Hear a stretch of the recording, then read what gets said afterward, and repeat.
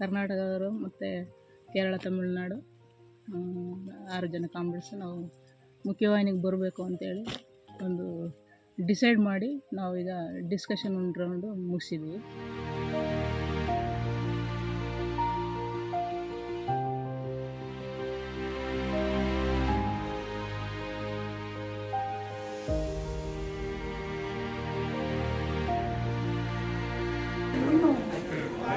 ಬರ್ತಾ ಇದ್ದಾರೆ ಅವರಿಗೆಲ್ಲ ಸ್ವಾಗತಿಸೋದಕ್ಕೆ ನಾನು ಬಂದಿದ್ದೀನಿ. ಅವ್ರ ಬೇಡಿಕೆ ಏನು ಅದನ್ನು ಈಡೇರಿಸುವ ಹಾಗೆ ಸರ್ಕಾರದ ಮೇಲೆ ಒತ್ತಡ ಹಾಕೋದು ನಮ್ಮ ಉದ್ದೇಶ ಆಗಿದೆ. ನಕ್ಸಲೀಯ ಚಳುವಳಿಯಲ್ಲಿದ್ದಂಥ ಸ್ನೇಹಿತರನ್ನ ಭೇಟಿ ಮಾಡಿ ಅವರ ಮುಖ್ಯವಾಹಿನಿಗೆ ಬರೋ ಥರ ಇನಿಷಿಯೇಟ್ ಮಾಡಿದ್ದಾರೆ. ಕಾರಣಕ್ಕಾಗಿ ಇವತ್ತು ಅವರು ಮುಖ್ಯವಾಹಿನಿ ಬರೋದಕ್ಕೆ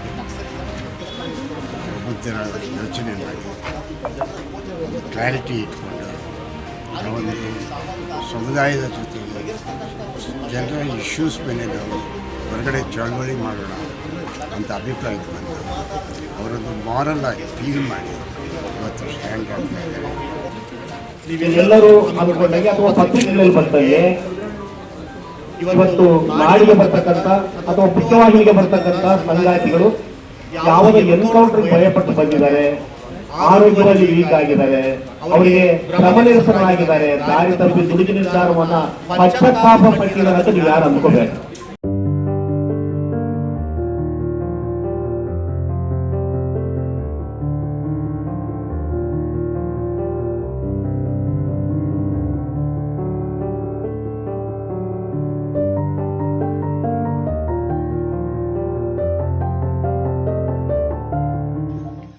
ಆದರೆ ನಾನು ಇವತ್ತು ಮುಖ್ಯವಾಹಿನಿಗೆ ಬರಲಿಕ್ಕೆ ಎಲ್ಲ ನಾಗರಿಕ ಹಕ್ಕು ವೇದಿಕೆ ಮತ್ತು ಆಮೇಲೆ ಪುನರ್ವಸತಿ ಒಕ್ಕೂಟ ಕೂಡ ತುಂಬ ಶ್ರಮ ವಹಿಸಿ ಎಲ್ಲ ರೀತಿಯ ಕ್ರಮಗಳನ್ನು ಭಾಳ ತೀವ್ರಗತಿಯಲ್ಲೇ ಜರುಗಿಸಿ ಅದನ್ನು ಒಂದು ಹಂತಕ್ಕೆ ತಂದು ಇವತ್ತು ಪುನರ್ವಸತಿ ಪ್ಯಾಕೇಜನ್ನು ಮತ್ತು ನಾವು ಇಟ್ಟಿರೋ ಡಿಮ್ಯಾಂಡ್ಗಳನ್ನು ಕೂಡ ಈಡೇರಿಸೋ ನಿಟ್ಟಲ್ಲಿ ಮುಖ್ಯಮಂತ್ರಿಗಳ ಜೊತೆಯಲ್ಲಿ ಸಂಧಾನ ಚರ್ಚೆಗಳನ್ನು ನಡೆಸಿ ಅದಕ್ಕೆ ಒಂದು ಭಾಳ ಸಕಾರವಾಗಿ ಸ್ಪಂದಿಸಿರೋದರಿಂದ ಸರ್ಕಾರ ಕೂಡ ಈಡೇರಿಸುತ್ತೆ ಅನ್ನುವಂಥ ನಮಗೆ ಭರವಸೆಯೊಂದಿಗೆ ನಾವು ಸರ್ಕಾರ ಮತ್ತು ಇಲ್ಲಿರುವಂಥ ಏನು ಎಲ್ಲ ಶ್ರಮ ಹಾಕಿದವರು ಎಲ್ಲರೂ ಮತ್ತು ಕಮಿಟಿಗಳ ಎಲ್ಲ ಮೆಂಬರ್ಸು ಕೂಡ 2 ಸಮಿತಿಯ ಮೆಂಬರ್ಸು ಕೂಡ ಏನು ಇವಾಗ ಎಲ್ಲ ರೀತಿಯ ಶ್ರಮಗಳನ್ನು ಹಾಕಿ ನಮ್ಮನ್ನು ಒಂದು ಮುಖ್ಯವಾಹಿನಿಗೆ ತಗೊಂಬಂದು ನಾವು ಅಲ್ಲಿ ಏನು ಪ್ರಜಾತಾಂತ್ರಿಕವಾಗಿ ಮತ್ತು ಸಂವಿಧಾನಾತ್ಮಕವಾಗಿ ಏನು ಹೋರಾಟ ಮಾಡಬೇಕು ಅಂತೇಳಿ ಏನು ಬಯಸ್ತಿದ್ದಾರೋ ಕಮಿಟಿಯವರು, ಅದೇ ರೀತಿಲಿ ನಾವು ಜನರ ಪರವಾಗಿ ನಾವು ಕೊನೆ ತನಕ ನಿಲ್ತೀವಿ. ಜನರಿಗಾಗಿ ಹೋರಾಟ ಮಾಡಲಿಕ್ಕೆ ಯಾವುದೇ ರೀತಿ ನಾವು ಹಿಂಜರಿಯಲ್ಲ. ಅದನ್ನು ನಾವು ಉಸಿರಿರುವವರು ಕೂಡ ನಾವು ಭರವಸೆ ಕೊಡ್ತೀವಿ ಅಂತ ಹೇಳಿ ಇವರು ಕೂಡ ನಾವು ನಮ್ಮ ಕ್ರಾಂತಿಕಾರಿ ಶುಭಾಶಯನ ಹೇಳ್ತಾ ನಾನು 1-2 ಮಾತನ್ನು ಮುಗಿಸ್ತಾ ಮತ್ತು ನಾಳೆ ನಿಮ್ಮೆಲ್ಲರನ್ನೂ ಭೇಟಿ ಮಾಡೋಕ್ಕೆ ನಾವು ಎಲ್ಲ ನಮ್ಮ ಕಾಮಿಡ್ಸು ನಿರೀಕ್ಷೆ ಮಾಡ್ತೀವಿ ಅಂತ ಹೇಳಿ ನಾನು 1-2 ಮಾತುಗಳನ್ನು ಮುಗಿಸ್ತೀನಿ.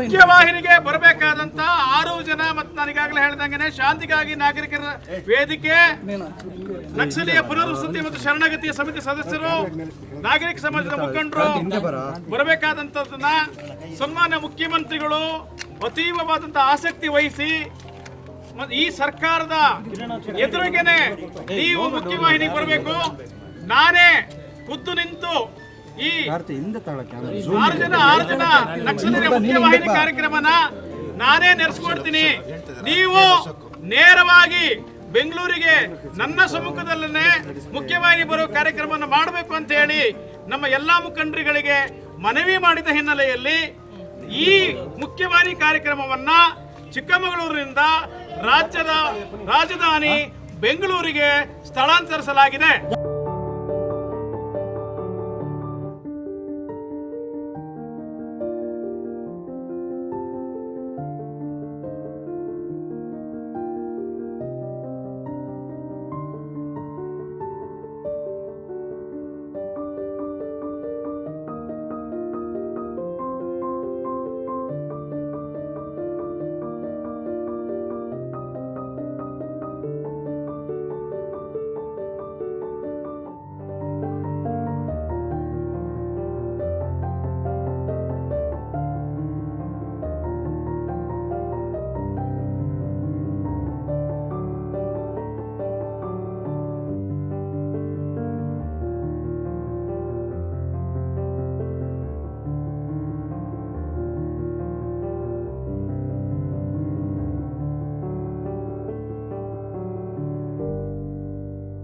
ತಮ್ಮೆಲ್ಲರಿಗೂ ಕೂಡ ಈ ಐತಿಹಾಸಿಕವಾದಂಥ ಮಾಧ್ಯಮ ಗೋಷ್ಠಿಗೆ ಸ್ವಾಗತ ಮಾಡ್ತೇನೆ. ಕರ್ನಾಟಕದಲ್ಲಿ ಪ್ರಪ್ರಥಮ ಬಾರಿಗೆ ನಕ್ಸಲ್ ಮುಕ್ತ ರಾಜ್ಯವನ್ನಾಗಿ ಮಾಡುವಂಥ ಏನು ಸರ್ಕಾರದ ನೀತಿ ನಿಯಮಗಳಿತ್ತು ಅದಕ್ಕೆ ಸ್ಪಂದಿಸಿದಂಥ ನಮ್ಮ ಸಮಿತಿ, ನಕ್ಸಲ್ ಶರಣಾಗತಿಯ ಸಮಿತಿ ಅವರು ಕೂಡ ಇಲ್ಲಿ ನಮ್ಮ ಜೊತೆಯಲ್ಲಿದ್ದಾರೆ. ಮತ್ತು ಕಳೆದ ಅನೇಕ ವರ್ಷಗಳು ಈ ನಕ್ಸಲರನ್ನು ಕರ್ನಾಟಕದಲ್ಲಿ ನಕ್ಸಲ್ ಮುಕ್ತ ಮಾಡಬೇಕು ಅಂತ ಹೇಳಿ ಪ್ರಯತ್ನ ಮಾಡಿದಂಥ ಹಿರಿಯ ಪೊಲೀಸ್ ಅಧಿಕಾರಿಗಳು ಕೂಡ ಇಲ್ಲಿ ನಮ್ಮ ಜೊತೆಯಲ್ಲಿದ್ದಾರೆ. ಸನ್ಮಾನ್ಯ ಮುಖ್ಯಮಂತ್ರಿಗಳಿಗೆ ನಾವು ನಕ್ಸಲೈಟ್ ಶರಣಾಗತಿ ಹಾಗೂ ಪುನರ್ವಸತಿ ಸಮಿತಿಯ ವತಿಯಿಂದ ಮುಖ್ಯವಾಗಿ ಅಭಿನಂದನೆಗಳನ್ನು ಮತ್ತು ಧನ್ಯವಾದಗಳನ್ನು ಹೇಳೋದಕ್ಕೆ ಬಯಸ್ತಾ ಇದ್ದೀನಿ.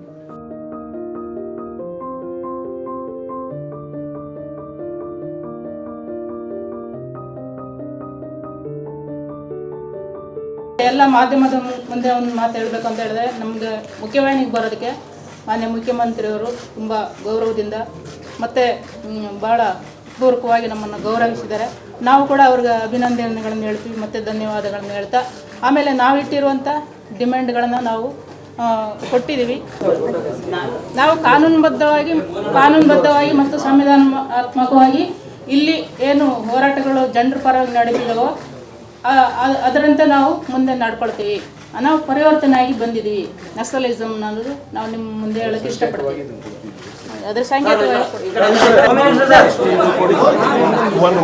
ಅದರ ಓದಿದ್ದೀರಾ? ಬರ್ತದಲ್ಲ, ನಕ್ಸಲ್ ಶರಣಾಗತಿ ಮತ್ತು ಪುನರ್ವಸತಿ ಸಮಿತಿಯ ಎಲ್ಲ ಮಾನ್ಯ ಸದಸ್ಯರುಗಳೇ, ನಾಗರಿಕ ಸಮಿತಿಯ ಸದಸ್ಯರುಗಳೇ, ಸುಮಾರು 20 ವರ್ಷಗಳಿಗೂ ಹೆಚ್ಚು ಕಾಲ ನಕ್ಸಲ್ ಚಳುವಳಿ, ಮಾವೋ ನಕ್ಸಲ್ ಚಳುವಳಿ ಆ ದಾರಿನಲ್ಲಿ ನಡೆದು ಕಾಡಿನಲ್ಲಿ ಇದ್ಕೊಂಡು ಚಳುವಳಿ ಮಾಡ್ತಾ ಇದ್ದಂಥ 6 ಜನ ನಕ್ಸಲೀಯರು ನಕ್ಸಲ್ ಶರಣಾಗತಿ ಪುನರ್ವಸತಿ ಸಮಿತಿಯವರ ಪ್ರಯತ್ನದಿಂದ ಸರ್ಕಾರ ಅವರಿಗೆ ಆಹ್ವಾನ ನೀಡಿದ್ದರಿಂದ ಇವತ್ತು 6 ಜನರು ಕೂಡ ಅವರ ಹೋರಾಟದ ಹಾದಿಯನ್ನು ಬಿಟ್ಟು ಪರಿವರ್ತನೆಗೊಂಡು ಇವತ್ತು ಮುಖ್ಯವಾಹಿನಿಗೆ ಬರಲಿಕ್ಕೆ ತೀರ್ಮಾನ ಮಾಡಿ ಇವತ್ತು ನನ್ನ ಮುಂದೆ, ಉಪಮುಖ್ಯಮಂತ್ರಿಗಳ ಮುಂದೆ ಮತ್ತು ಗೃಹ ಸಚಿವರು ಇವ್ರ ಮುಂದೆ ಮತ್ತು KJ ಜಾರ್ಜ್ ಅವರು, ಈಶ್ವರ್ ಅವರು, ಸುಧಾಕರ್ ಅವರು ಇವರೆಲ್ಲರೂ ಕೂಡ ಇದ್ದಾರೆ, ಮಂತ್ರಿಗಳು, ಶಾಸಕರುಗಳು ಕೂಡ ಇದ್ದಾರೆ. ಇವರೆಲ್ಲರ ಮುಂದೆ ಮತ್ತು ನಿಮ್ಮ ಮುಂದೆ ಲತಾ ಮುಂಡುಗಾರು ಚಿಕ್ಕಮಗಳೂರು ಜಿಲ್ಲೆ, ಸುಂದರಿ ಕುತ್ಲೂರು ದಕ್ಷಿಣ ಕನ್ನಡ ಜಿಲ್ಲೆ, ವನಜಾಕ್ಷಿ ಬಾಳೆಹೊಳೆ, ಮಾರಪ್ಪ ಆರೋಲಿ ರಾಯಚೂರು ಜಿಲ್ಲೆ, ಜೀಶಾ ವೈನಾಡು ಕೇರಳ, ಕೆ ವಸಂತ್ ವೆಲ್ಲೂರು ತಮಿಳುನಾಡು, ಇವರು ತಮಿಳುನಾಡಿನವರು. ಇವರು 6 ಜನರು ಕೂಡ ಇವತ್ತು ಶರಣಾಗಿದ್ದಾರೆ. ಈ ಪ್ರಕ್ರಿಯೆ ಬಂದಾಗ ಮೊದಲು ಬಾರಿಗೆ ಅವ್ರನ್ನ ಮಾತುಕತೆಗೆ ನಾನು ಸಮಿತಿಯ ವತಿಯಿಂದ, ಪುನರ್ವಸತಿ ಸಮಿತಿಯಿಂದ, ನೂರ್ ಶ್ರೀಧರ್ ಅವರು ಶಾಂತಿಗಾಗಿ ನಾಗರಿಕ ವೇದಿಕೆಯಿಂದ, ಜೊತೆಗೆ ಆಮ್ನೆಸ್ಟಿ ಇಂಟರ್ನ್ಯಾಷನಲ್ನ ಸದಸ್ಯರು, ಮಾನವ ಹಕ್ಕು ಕಾರ್ಯಕರ್ತೆ ತಾರಾರಾವ್ ಕೂಡ 3 ಜನ ಸೇರಿ ಮೊದಲ ಬಾರಿಗೆ ಅರಣ್ಯದೊಳಗೆ ಅವ್ರನ್ನ ಹೋಗಿ ಭೇಟಿಯಾಗಿ ಮಾತನಾಡಿದ್ವಿ. ಕಳೆದ ವಾರ ನಾನು ಮತ್ತು ಶ್ರೀಧರ್ ಸರ್ ಬಂದು ನಿಮ್ಮನ್ನು ಮುಖತಃ ಭೇಟಿ ಮಾಡಿ ನಿಮ್ಮ ಜೊತೆಗೆ ಸ್ವಲ್ಪ ಕಾಲ ಕಳೆದು ನಿಮ್ಮ ಅಭಿಪ್ರಾಯಗಳನ್ನು ಮತ್ತು ನಮ್ಮ ಅಭಿಪ್ರಾಯವನ್ನು ಹಂಚಿಕೆ ಮಾಡಿ 2 ಕಡೆಯ ಚರ್ಚೆಯ ನಂತರ ತಾವೇನೊಂದು ಸಮ್ಮತಿಯ ಕನ್ಸೆಂಟ್ ಲೆಟರನ್ನು, ಒಪ್ಪಿಗೆ ಪತ್ರವನ್ನು ಕೊಟ್ಟು ಆ ಒಪ್ಪಿಗೆ ಪತ್ರವನ್ನು ಇಲ್ಲಿ ಬಂದ ಮಾರನೇ ದಿನ, ನಾವೇನು ಇಲ್ಲಿ ಬಂದ್ವಿ ಅದರ ಮಾರನೇ ದಿನ ಬೆಂಗಳೂರಿನಲ್ಲಿ ನಾವುಗಳು ಅದನ್ನು ಹೋಗಿ ಸರ್ಕಾರಕ್ಕೆ, ಹರಿರಾಮ್ ಶಂಕರ್ IPS ಉಪನಿರ್ದೇಶಕರು, ಕೌಂಟರ್ ಇಂಟೆಲಿಜೆನ್ಸಿ ರಾಜ್ಯ ಗುಪ್ತವಾರ್ತೆ ಬೆಂಗಳೂರು ಪ್ರತಿನಿಧಿಗಳು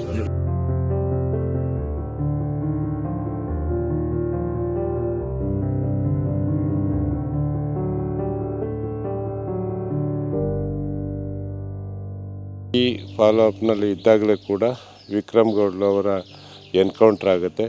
ಆ ವಿಕ್ರಮ್ ಗೌಡ್ರು ಅವರ ಎನ್ಕೌಂಟ್ರ್ ಆದಾಗ ನಾವು ಇನ್ನಷ್ಟು ಸೀರಿಯಸ್ ಆಗಿ ಇಲ್ಲ, ಇದನ್ನು ಹೀಗೆ ಬಿಟ್ಟರೆ ಅಮಾಯಕ ಜೀವಗಳು ಬಲಿಯಾಗ್ತವೆ ಅಂಥೇಳಿ ಕೂಡಲೇ ಸಮಿತಿ ವತಿಯಿಂದ ಅಲ್ಲಿಗೇನು ಎನ್ಕೌಂಟ್ರ್ ನಡೆದಂಥ ಪೀತಬೈಲಿಗೆಲ್ಲ ಹೋಗಿ ಬಂದು ಸರ್ಕಾರಕ್ಕೂ ಕೂಡ ಒಂದು ಮನವಿಯನ್ನು ಸಮಿತಿ ವತಿಯಿಂದ ಇದು ಮಾಡೋದು. ಯಾವುದೇ ಕಾರಣಕ್ಕೂ ಈ ರೀತಿಯ ಕೂಂಬಿಂಗಲ್ಲಿ ಪ್ರಾಣಹಾನಿ ಮಾಡ್ತಕ್ಕಂಥದ್ದು ಸರಿಯಲ್ಲ. ಮತ್ತು ಅವರನ್ನು ಮುಖ್ಯವಾಹಿನಿ ತರೋದಕ್ಕೆ ಪ್ರಯತ್ನ ಮಾಡ್ತಿದ್ದೀವಿ. ಅದು ಆ ಪ್ರಯತ್ನ ಯಶಸ್ವಿ ಆಗುತ್ತೆ ಅಂತ ಹೇಳಿ ಸಂದರ್ಭದಲ್ಲೇ ಶಾಂತಿಗಾಗಿ ನಾಗರಿಕ ವೇದಿಕೆ ಏನಿದೆ ಅದರಲ್ಲಿ ನೂರ್ ಶ್ರೀಧರ್ ಇರ್ಬೋದು ಅಥವಾ KL ಅಶೋಕ್ ಇರ್ಬೋದು, ಹಾಗೆಯೇ ಅವರ ಸಂಘಟನೆ VS ಶ್ರೀಧರು, ಇವರೆಲ್ಲರೂ ಕೂಡ ಸಕ್ರಿಯವಾಗಿ ಇಲ್ಲ ನಾವು ಕೂಡ ಈ ಪ್ರಕ್ರಿಯೆಯಲ್ಲಿ ಪಾಲ್ಗೊಳ್ತೀವಿ, ಅವರನ್ನು ಈ ಚಳುವಳಿಯಲ್ಲಿ ಇರ್ತಕ್ಕಂಥ ಮಾವೋವಾದಿ ಚಳುವಳಿಯಲ್ಲಿ ಇರ್ತಕ್ಕಂಥ ಸದಸ್ಯರನ್ನು ಮುಖ್ಯವಾಹಿನಿಗೆ ತರೋಕ್ಕೆ ನಾವೊಂದು ಪಾತ್ರವನ್ನು ವಹಿಸ್ತೀವಿ ಅಂಥೇಳಿ ಅವರು ಕೂಡ ಅದನ್ನು ಇನಿಷಿಯೇಟ್ ತಗೊಂಡ್ರು. ಆ ನಂತರದಲ್ಲಿ ಅವರು ಜೊತೆಗೆ ಯಾರು ಹಿಂದೆ ಮುಖ್ಯವಾಹಿನಿಗೆ ಬಂದಿದ್ರೋ ಭಾಳಷ್ಟು ಜನ, ಅದರಲ್ಲಿ ಯಶೋಧ ಇರ್ಬೋದು, ಶಿವು ಇರ್ಬೋದು, ಆಶಾ ಇರ್ಬೋದು, ಈ ಥರದವ್ರನ್ನೆಲ್ಲರನ್ನೂ ಕೂಡ ಭೇಟಿಯಾಗಿ ಅವರನ್ನು ಕೂಡ ಬೇರೆ ಬೇರೆ ಹಿಂದೆ ಎಲ್ಲಿ ಬಂದು ಹೋಗಿದ್ರು ಆ ಪ್ರದೇಶಗಳಿಗೆ ಕಳಿಸ್ತಾಯಿದ್ರು. ಇದೇ ಸಂದರ್ಭದಲ್ಲಿ ಶಾಂತಿಗಾಗಿ ನಾಗರಿಕ ವೇದಿಕೆಯ ನೂರ್ ಶ್ರೀಧರ್ ಅವತ್ತು ಅಲ್ಲಿ ಅವರ ಜನಶಕ್ತಿ ಸಂಘಟನೆಯ ಕೆಲವರು ಶೃಂಗೇರಿ ಭಾಗದ ಇದರಲ್ಲಿ ಒಂದಿಷ್ಟು ಮಾಹಿತಿಗಳನ್ನು ಕಳಿಸಿದ್ರು. ಇಲ್ಲ ಇಂತಲ್ಲಿ ಹೋದರೆ ಸಂಪರ್ಕ ಸಿಗ್ಬೋದು ಅಂತಕ್ಕಂಥ ಸಂಪರ್ಕ ಸಿಗಿದ್ರು. ಆ ಮಾಹಿತಿಗಳ ಆಧಾರದ ಮೇಲೆ ಅವರನ್ನು ಸಂಪರ್ಕಿಸ್ತಕ್ಕಂಥ ಜೊತೆಗೆ ಅವರನ್ನು ಮಾತನಾಡಿ ಮನವೊಲಿಸ್ತಕ್ಕಂಥ ಕೆಲಸ ನಡೀತು. ಆ ಕೆಲಸದಲ್ಲಿ ಶಾಂತಿಗಾಗಿ ನಾಗರಿಕ ವೇದಿಕೆ ಮತ್ತು ಜೊತೆಗೆ ಸಮಿತಿ, ಪುನರ್ವಸತಿ ಸಮಿತಿ, ಇವೆರಡೂ ಒಟ್ಟಾಗಿ ಮಾತುಕತೆ ನಡೆಸಿ ಮಾತುಕತೆಯಲ್ಲಿ ಮೊದಲ ಬಾರಿಗೆ ಅವರು ಕೆಲವರು ಒಂದಿಷ್ಟು ಅಲ್ಲಿ 7 ಜನ ಇದ್ದರು ಅನ್ನೋ ಮಾಹಿತಿ ಇತ್ತು. ಅದರಲ್ಲಿ ಒಬ್ಬರು ಯಾವುದೋ ಕಾರಣಕ್ಕಾಗಿ ಆ ಗುಂಪನ್ನು ಬಿಟ್ಟು ಬೇರೆಡೆ ಹೋಗಿದ್ದರು. ಅಲ್ಲಿ ಇರ್ತಕ್ಕಂಥ 6 ಜನರಲ್ಲಿ ಜಯಣ್ಣ ಅಂತಕ್ಕಂತಿದ್ದಾರೆ. ಆ ಜಯಣ್ಣ ಅಂತಕ್ಕಂಥವ್ರು ಮೊದಲಿಗೆ ನಾನು ಮುಖ್ಯವಾಹಿನಿಗೆ ಬರೋದಿಲ್ಲ, ನಾನು ಸಂಘಟನೆಯನ್ನೇ ಮುಂದುವರಿಸ್ತೀನಿ, ಮತ್ತು ಯಾರು ಹೋಗ್ತಾರೋ ಅವ್ರ ಬಗ್ಗೆ ನನಗೆ ಮುಖ್ಯವಾಹಿನಿಗೆ ಹೋಗುವುದ್ರ ಬಗ್ಗೆ ನಾನು ಯಾವುದೇ ರೀತಿಯ ಅಸಮಾಧಾನವನ್ನು ವ್ಯಕ್ತಪಡಿಸಲ್ಲ, ಹೋಗಲಿ ಅಂತ ಹೇಳಿ. ಆ ನಂತರದಲ್ಲಿ ನಾವುಗಳು ಆ ಜಯಣ್ಣ ಅವರನ್ನು ಮನವೊಲಿಸಿದ ನಂತರ ಅವರು ಕೂಡ ಮುಖ್ಯವಾಹಿನಿಗೆ ಬರಲಿಕ್ಕೆ ಒಪ್ಪಿದರು. ಆ ಒಪ್ಪಿದ ನಂತರದಲ್ಲಿ ಪ್ರಕ್ರಿಯೆ ಆಯಿತು. ಅವರಿಗೆ ಒಂದಿಷ್ಟು ನಮ್ಮ ಹಕ್ಕೊತ್ತಾಯಗಳಿದೆ ಅಂತೇಳಿ ಹಕ್ಕೊತ್ತಾಯಗಳನ್ನು ಮತ್ತು ಕನ್ಸಂಟ್ರೇಟು ಒಪ್ಪಿಗೆ ಪತ್ರವನ್ನು ಒಂದನ್ನು ನಮಗೆ ಸಮಿತಿಗೆ ಕೊಟ್ಟರು. ಆ ಕೊಟ್ಟಂಥ ಪತ್ರವನ್ನು ಸರ್ಕಾರಕ್ಕೆ ತಂದು ತಲುಪಿಸಿದ ನಂತರ ಅಲ್ಲಿ ಏನು ಅದಕ್ಕೆ ಸಂಬಂಧಪಟ್ಟಂಥ ADGP ಹೇಮಂತ್ ನಿಂಬಾಳ್ಕರ್ ಇರ್ಬೋದು ಮತ್ತು ಅಲ್ಲದೆ ಹರಿರಾಮ್ ಶಂಕರ್ ಅಂತಕ್ಕಂತಹ ಇಂಟೆಲಿಜೆನ್ಸಿಯ ಡೆಪ್ಟಿ ಡೈರೆಕ್ಟರ್ ಕಳೆದ 1 ವರ್ಷದಿಂದ ಅವರು, ಮತ್ತು ಇನ್ನೊಬ್ಬರು ಪ್ರಸನ್ನ, ಇನ್ನೊಬ್ಬರು ಡಾಕ್ಟರ್ ಪ್ರಸನ್ನ ಅಂಥೇಳಿ ಅವರು ಕೂಡ ಸುಮಾರು 1 ವರ್ಷದಿಂದ ನಮ್ಮ ಜೊತೆಗಿದ್ದರು. ಆನಂತರ ಈಗಿನ ADGP ಹೇಮಂತ್ ನಿಂಬಾಳ್ಕರ್ ಅವರು ಮುಂದೆ ಬಂದು ನಾವು ಆ ಪತ್ರವನ್ನು ಸರ್ಕಾರಕ್ಕೆ ಅವರಿಗೆ ಅರ್ಪಿಸಿ ಸರ್ಕಾರಕ್ಕೆ ಕೊಡ್ತಕ್ಕಂಥ ಪತ್ರವನ್ನು, ಈ ನಕ್ಸಲರು ಕೊಟ್ಟಂಥ ಪತ್ರವನ್ನು, ಒಪ್ಪಿಗೆ ಪತ್ರವನ್ನು ಕೊಟ್ಟರು. ಆ ನಂತರದಲ್ಲಿ ಏನು 18 ನಮ್ಮ ಇವರು ಕೊಟ್ಟಂಥ ಸಂಘಟನೆಯವರು ಕೊಟ್ಟಂಥ ಡಿಮ್ಯಾಂಡ್ಸ್ಗಳಿದ್ದು, ಅಂದರೆ ಹಕ್ಕೊತ್ತಾಯಗಳಿದ್ದು, ಆ 18 ಹಕ್ಕೊತ್ತಾಯಗಳನ್ನು ಕೂಡ ಪೂರಕವಾಗಿ ಉತ್ತರವನ್ನು ಸರ್ಕಾರ ಕೊಡ್ತು. ಅದನ್ನು ಮತ್ತೆ ತಗೊಂಡು ಮತ್ತೆ ನಾವು ಕಾಡಿಗೆ ಹೋಗಿ ಅಲ್ಲಿ ಈ ನಕ್ಸಲ್ ಚಳವಳಿಯ ಸದಸ್ಯರಿಗೆ ನೋಡಿ ಸರ್ಕಾರ ನಿಮಗೆ ಪೂರಕವಾಗಿ ಸ್ಪಂದಿಸಿದೆ, ತಾವು ಕೊಟ್ಟಂಥ ಒಪ್ಪಿಗೆ ಪತ್ರ ಮತ್ತು ಅದರ ಜೊತೆಗಿನ ಎಲ್ಲ ನಿಮ್ಮ ಹಕ್ಕೊತ್ತಾಯಗಳನ್ನು ಕೂಡ ಸರ್ಕಾರ ಈಡೇರಿಸಲಿಕ್ಕೆ ಬದ್ಧವಾಗಿದೆ ಅಂತ ಹೇಳಿದಾಗ ಆಯಿತು ಅಂತೇಳಿ ಅವರು ಸಮ್ಮತಿಯನ್ನು ನೀಡಿದರು. ಅದರ ಹಿನ್ನೆಲೆ ನಿನ್ನೆ ನಾವು ಅವರನ್ನು ತಂದು ಮುಖ್ಯವಾಹಿನಿಯ ಇದಕ್ಕೆ ಕರ್ನಾಟಕದ ಮುಖ್ಯಮಂತ್ರಿಗಳಾದಂಥ ಸಿದ್ದರಾಮಯ್ಯ ಅವರ ಸಮ್ಮುಖದಲ್ಲಿ ಅವರನ್ನು ಹಾಜರುಪಡಿಸಿದ್ವಿ. ಆದರೆ ಒಟ್ಟಾರೆ ಇಡೀ ಪ್ರೋಸೆಸ್ಸಿಗೆ ಪುನರ್ವಸತಿ ಸಮಿತಿ, ಹಾಗೆಯೇ ಶಾಂತಿಗಾಗಿ ನಾಗರಿಕ ವೇದಿಕೆ, ಹಾಗೆಯೇ ಅಲ್ಲಿಯ ಜನಶಕ್ತಿಯ ಒಂದು ದೊಡ್ಡ ತಂಡ, ಮತ್ತು ಅಲ್ಲಿ ಹಾಗಲಗಂಚಿಕ್ ಅಂತಕ್ಕಂಥ ಊರಿನ ಒಂದು 2-3 ಕುಟುಂಬಗಳು, ಅದು ವೆಂಕಟೇಶ್ ಇರ್ಬೋದು, ರಾಧಾ ಇರ್ಬೋದು, ರವಿ ಮತ್ತು ಇವರು ಗುರುಮೂರ್ತಿ, ಆ ಕುಟುಂಬಗಳಿರ್ಬೋದು, ಹಾಗೆಯೇ ಅಲ್ಲಿಯ ಊರಿನ ಯುವಕರು ಕೊಟ್ಟಂಥ ಸಹಕಾರ ಅದು ಇಡೀ ರಾಜ್ಯ ಮತ್ತು ದೇಶ ಅವರನ್ನು ಸದಾ ಅವರ ಸೇವೆಯನ್ನು ಸ್ಮರಿಸಬೇಕು. ಯಾಕೆಂದರೆ ಇಡೀ ದೇಶದಲ್ಲಿ ಈ ರೀತಿಯ ಏನು ಮುಖ್ಯವಾಹಿನಿಗೆ ಬರ್ತಕ್ಕಂಥ ಮತ್ತು ಒಂದು 25 ವರ್ಷಗಳಿಂದ ಒಂದು ಚಳುವಳಿಯನ್ನು ಕಟ್ಟಿದರು. ಅದು ಯಾವುದೇ ಚಳುವಳಿಗಳಾಗಿರ್ಬೋದು, ಆ ಚಳುವಳಿಯ ಮಾರ್ಗ ಸರಿಯಿಲ್ಲ, ಅದು ಬಂದೂಕಿನ ಮಾರ್ಗ ಸರಿಯಿಲ್ಲ, ಅವರನ್ನು ಪ್ರಜಾಸತ್ತಾತ್ಮಕ ಅಡಿಗೆ ತರಬೇಕು ಅಂತಕ್ಕಂಥ ಈ 100 ಜನರು ಒಟ್ಟಾಗಿ ಮಾಡಿರ್ತಕ್ಕಂಥ ಈ ಪಾತ್ರ ನಿನ್ನೆ ಅದು ಯಶಸ್ವಿ ಆಯಿತು. ಇನ್ನು ಮುಂದೆ ಏನು ಕಾನೂನು ಪ್ರಕ್ರಿಯೆಗಳಿದೆ ಅದೆಲ್ಲವನ್ನು ಕೂಡ ಸಮಿತಿ ಮತ್ತು ಶಾಂತಿಗಾಗಿ ನಾಗರಿಕ ವೇದಿಕೆ ಒಟ್ಟಾಗಿ ಅವೆಲ್ಲವನ್ನು ಫಾಲೋ ಅಪ್ ಮಾಡುತ್ತೆ ಅಂತ ತಿಳಿಸ್ತೇನೆ.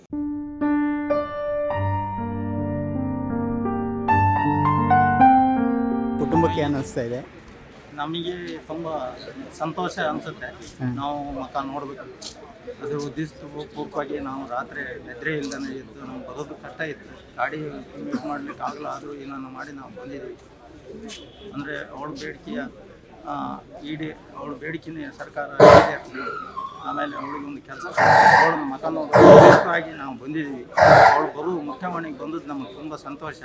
ಇವತ್ತಿನವರೆಗೆ ನಾವು ಚಿಂತೆಯಲ್ಲಿ ಮಾರ್ಗ ಆಗಿದ್ವಿ, ಆ ಮಾರ್ಗನೂ ತಪ್ಪುತ್ತೆ. ಆಮೇಲೆ ಅವಳ ಜೀವನನೂ ಭಾಳ ಶುದ್ಧ ಅಂತ ಹೋಗಲಿ ಅಂತ ಮುಖ್ಯವಾಹಿನಿಗೆ ಬರೋದ್ರ ಬಗ್ಗೆ ತುಂಬ ಖುಷಿ ಆಗ್ತಿದೆ. ಯಾಕಂತಂದರೆ ಸಾಕಷ್ಟು ವರ್ಷಗಳಿಂದ ಸ್ವಲ್ಪ ಅಲ್ಲಿನ ಗೊಂದಲಮಯ ವಾತಾವರಣ ಇತ್ತು. ಸಾಕಷ್ಟು ಕಾರ್ಯಾಚರಣೆಗಳು, ಅಲ್ಲಿರ್ತಕ್ಕಂತಹ ಘಟನೆಗಳು ನಮ್ಮನ್ನು ಬೇರೆ ದಿಕ್ಕಿಗೆ ಎಳೆಯುವಂತಂದರೆ ಒಂದು ದಿನದ ನಿದ್ರೆಗೆ ಮಾಡಲಿಕ್ಕೂ ಕೂಡ ಕಷ್ಟದ ಒಂದು ಪರಿಸ್ಥಿತಿ ಇತ್ತು. ಕಾರ್ಯಾಚರಣೆಗಳ ನಡುವೆ ಸಾಕಷ್ಟು ಜನ ಹತರಾಗೋದು, ಇದರ ಬಗ್ಗೆ ಎಲ್ಲ ಭಯ ಇತ್ತು. ಇವಳು ಕೂಡ ಯಾವತ್ತೂ ಒಂದು ದಿನ ಎನ್ಕೌಂಟ್ರ್ ಆಗಿ ಹೋಗ್ತಾಳೆ ಅನ್ನೋ ಒಂದು ಮನೋಭಾವ ಜನರಲ್ಲಿ ಕೂಡ ಇತ್ತು, ನಮ್ಮಲ್ಲಿ ಕೂಡ ಇತ್ತು. ಆ ಒಂದು ಅನುಮಾನಕ್ಕೆ ಇವತ್ತು ತೆರೆ ಬೀಳ್ತಾ ಇದೆ. ಆ ಒಂದು ತೆರೆ ಬಿದ್ದರಿಂದ ಅನುಮಾನದಿಂದ ಹೊರಬರ್ತಾ ಇರೋದ್ರೊಂದಿಗೆ ಒಳ್ಳೆ ಖುಷಿ ಆಗ್ತಿದೆ. ಈ ಒಂದು ಮುಖ್ಯವಾಹಿನಿ ಬರೋದ್ರೊಂದಿಗೆ ನಮಗೊಂದು ಒಳ್ಳೆಯ ವಾತಾವರಣ ನಿರ್ಮಾಣ ಆಗಲಿ, ಇಲ್ಲಿನ ಮೂಲ ಸಮಸ್ಯೆಗಳೆಲ್ಲ ಬಗೆಹರಿಸುವ ಒಂದು ಮಾತುಗಳನ್ನು, ಬೇಡಿಕೆಗಳನ್ನು ಇಟ್ಟಿದ್ದಾರೆ. ಯಾಕಂದರೆ ಸರ್ಕಾರಗಳು ಮತದಾನದ ಸಮಯದಲ್ಲಿ ಮಾತ್ರ ಅಲ್ಲಿನ ಕುಗ್ರಾಮಗಳಿಗೆ ಭೇಟಿಯನ್ನು ಕೊಡ್ತಾರೆ ಬಿಟ್ಟರೆ ಮತ್ತು ಯಾವುದೇ ಸಂದರ್ಭದಲ್ಲೂ ಕೊಡೋದಿಲ್ಲ. ಮೇಲಿಂದ ಬರ್ತಕ್ಕಂಥ ಮೊತ್ತ ಅಮೌಂಟ್ ಎಲ್ಲ ಬಿಡುಗಡೆ ಮಾಡಿದ್ದೆಲ್ಲ ಕೊನೆಯ ಹಂತದವರೆಗೆ ತಲುಪಲ್ಲ ಅದು. ಹಾಗಾಗಿ ಅಲ್ಲಿ ಒಂದು ಅಭಿವೃದ್ಧಿ ಕೆಲಸಗಳು ಸುಮ್ಮನೆ ಹಾಗೆ ಉಳ್ಕೊಂಡಿದ್ದಾವೆ.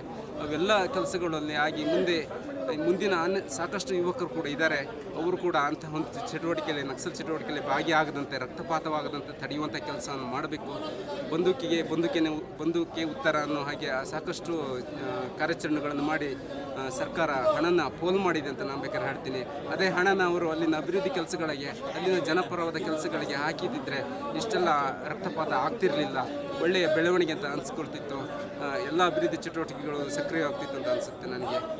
ಅದರಿಂದ ಅವಳಿಗೆ ಕಷ್ಟನೇ ಆಗಿರ್ಬೋದು, ಆದರೆ ಅವಳ ಹೃದಯದಲ್ಲಿ ಯಾವತ್ತೂ ಜನಪರವಾದ ಚಿಂತನೆಗಳಿದ್ವಲ್ಲ, ಹಾಗಾಗಿ ನಮಗೆ ಅದು ಖುಷಿಯಾಗುತ್ತೆ. ಅಷ್ಟು ಕಾಡಲ್ಲಿ ನಮಗೆ ಒಂದಿನೂ ಕಾಡಲ್ಲಿ ಜೀವನ ಮಾಡಲಿ, ನಮಗೆ ಮನೆಯಲ್ಲಿ ಇದ್ಕೊಂಡೇ ಜೀವನ ಮಾಡಲಿಕ್ಕೆ ಅಲ್ಲಿ ಕಷ್ಟ ಇರುತ್ತೆ. ಆದರೆ ಅವಳು 21 ವರ್ಷದಲ್ಲಿ ಹೊರಗಡೆ ಜೀವನ ಮಾಡಿದ್ದಾಳೆ ಅಂದರೆ ಅವಳು ನಿಜಕ್ಕೂ ಅವಳ ಹತ್ರ ಹೋರಾಟದ ಕೆಚ್ಚಿದೆ ಅಂತ ನಾವು ಅಂದ್ಕೋಬೋದು. ಯಾಕಂತಂದರೆ ನಾವೇನು ನೇರವಾಗಿ ಅವಳಿಗೆ ಸಪೋರ್ಟನ್ನು ಮಾಡಲಿಕ್ಕೆ ನಾವು ಆ ಥರದ ಚಿಂತನೆಗಳನ್ನು ಮಾಡಿರಲಿಲ್ಲ. ಅವಳು ಹೋಗಿದ್ದಾಗ ನಾವು ನೀನು ಶರಣಾಗೋನು ಹೇಳಲಿಕ್ಕೂ ಅವಳು ನಮಗೆ ಸಿಗ್ತಿರಲಿಲ್ಲ. ಅವಳ ಒಂದು ಸ್ವಇಚ್ಛೆಯಿಂದ ಅವಳ ನಿರ್ಧಾರಗಳು ತುಂಬ ನನಗೆ ಖುಷಿಯಾಗುತ್ತೆ. ಈಗ ಅವ್ರ ಹೋರಾಟದಿಂದ ಸಮಾಜಕ್ಕೆ ಏನಾದ್ರು ಪ್ರಯೋಜನ ಆಯಿತಾ? ಆದಿವಾಸಿಗಳಿಗೆ ಏನಾದ್ರು ಪ್ರಯೋಜನ ಆಯಿತಾ?